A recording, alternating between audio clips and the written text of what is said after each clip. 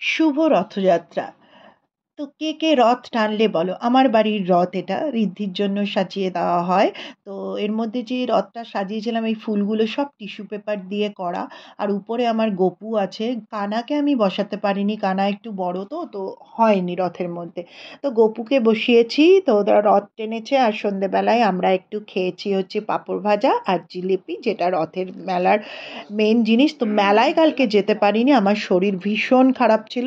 তো তার বদলে আমরা ঘরেই এটা করেছি, মানে পাঁপড় ভাজা আর জিলিপিটা কিনে আনা হয়েছিল আর পাঁপড়টা ভেজেছিলাম। তো চলো রাতের ডিনারে প্রিপারেশন করব, তার জন্য আমি নিয়ে নিয়েছি পনির। ঘরে পনির ছিল তো পনির নিয়ে নিয়েছি, পনিরটাকে একটু বেশ মোটামুটি সাইজে কেটেছি। এর মধ্যে এবার দিয়ে দেব দই আর একটা পেস্ট দেব, যার মধ্যে ছিল পোস্ত, চারমগজ, তিল আর কাজু বাদাম।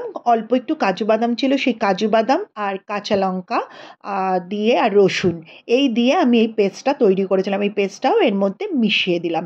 আর দেব হচ্ছে লবণ, হলুদ, আর যেটা মেন আমি এক্সপেরিমেন্ট করার জন্য দিয়েছিলাম সেটা হচ্ছে তন্দুরি মশলা। আর দেব হচ্ছে কাশ্মীরি রেড চিলি পাউডার। তো এগুলো সব কিছু দিয়ে একটু ভালো করে পনিরটাকে হালকা হাতে মেখে কিছুক্ষণের জন্য রেখে দিতে হবে। এই যে তন্দুরি মশলাটা দিয়েছিলাম না, একটা দারুণ সুন্দর গন্ধ এসেছিল আর সত্যি খেতে দারুণ হয়েছিল। আমি এই ডিশটার কি নাম দেবো জানি না, আমি আমার মতো করে তো মশলা মেশাই। এবার দেখো আমি তো কোনো একটা নাম দিয়ে দিতে পারি না, তোমরা তোমাদের মনের মতো করে নাম দিয়ে দিও। আর একটু বলো কি নাম দেওয়া যায়, আমার তো মাথায় কিছু আসছে না। তো এই কাশ্মীরি লঙ্কার গুঁড়োটা দিয়েছিলাম জাস্ট একটু কালার আসার জন্য। তো চলো এবার দিয়ে দিলাম একটু ডুমো ডুমো করে কাটা পেঁয়াজ, তবে একদম চিলি চিকেনের মতো করে কাটা না, আর একটু ছোট করে কাটা, আবার একদম কুচোনো না। তো এগুলোকে হালকা হাতে মেখে কিছুক্ষণের জন্য রেখে দিয়েছিলাম, দিয়ে তারপরে ওটাকে করেছিলাম আর কি রান্নাটা। তো খেতে দারুণ হয়েছিল। আমার একটু এরকম এক্সপেরিমেন্ট করতে ভালোই লাগে, আর তাতে টেস্ট খুব একটা খারাপ হয় না, ভালোই হয়। আর আমার পরিবারের সদস্যরা, মানে আমার হাজবেন্ড বলো, আমার ছেলেরা বলো, এরা কিন্তু আমার যা যা আমি করে দিই এরা কোনো সময় খারাপ বলে না। হ্যাঁ, কোনো কিছু কমতি হলে পরে সেটা অতি অবশ্যই বলে যে এটা এর পরের বার এটা দেবে। তো সেটা তো মানে ন্যায্য, কারণ খাওয়ারটা খাওয়ার পর তো একটা রিভিউ দেবেই। তো সেই ক্ষেত্রে কম বেশি হলে সেটা নিশ্চয়ই বলবে। ওই জন্য আমি তোমাদেরকে বলি সবসময় লবণ, তারপরে মিষ্টি, ঝাল, এটা না তোমরা নিজেদের ইচ্ছে মানে স্বাদ অনুযায়ী দেবে। তোমার পরিবারের মানুষ বা তুমি কিরকম খাও সেটার উপর নির্ভর করে দেবে। ওটার মানে এক্সাক্ট কোয়ান্টিটি আমি বলতে পারি না ওই জন্য। তো চলো এবার তেল কিন্তু আমি গরম বসিয়ে দিয়েছি। এবার আমি তেলের মধ্যে দিয়ে দেবো এই পুরো মিশ্রণটাকে দিয়ে দেবো, মানে ম্যারিনেট করে রেখেছি যে পনিরটা ওটাকে পুরোটা দিয়ে দেবো। আর এতে না জল কিন্তু খুব একটা ইউজ হবে না। জল দেওয়ার মধ্যে আমি শুধু দিয়েছিলাম ওই মিক্সচার গ্রাইন্ডারের জারটাকে ধুয়ে, সেই জলটাই আবার যেই পনিরের বা মানে ম্যারিনেট করেছিলাম যেই বাটিটাতে, সেই বাটিটার মধ্যে জলটা দিয়ে ওই জলটুকুই ইউজ করেছিলাম। তোমরা চাইলে জল ইউজ নাও করতে পারো, ওতেও ভালো লাগে। তো সামান্য একটু জল আমি দিয়েছিলাম, কারণ দই থেকে বুঝতেই পারছো একটু মতো জল তো বেরোবেই, আর অয়েলটাও ছেড়ে আসে, দারুণ লাগে।